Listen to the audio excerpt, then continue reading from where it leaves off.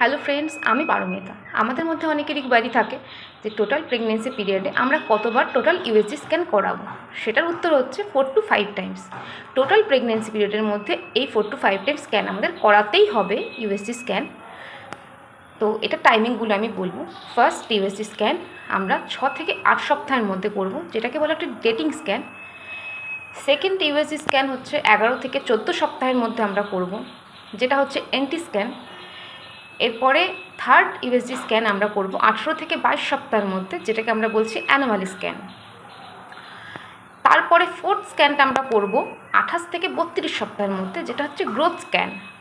এবং তারপরে 36 থেকে 38 সপ্তাহের মধ্যে একটা স্ক্যান করা হয়, যেটা ফাইনাল বেবি পজিশন দেখার জন্য যেটা করা হয় সেটা।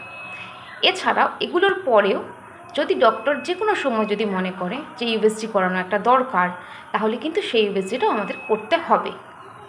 ভিডিও কেমন লাগলো তোমরা আমাকে জানিও। Thank you.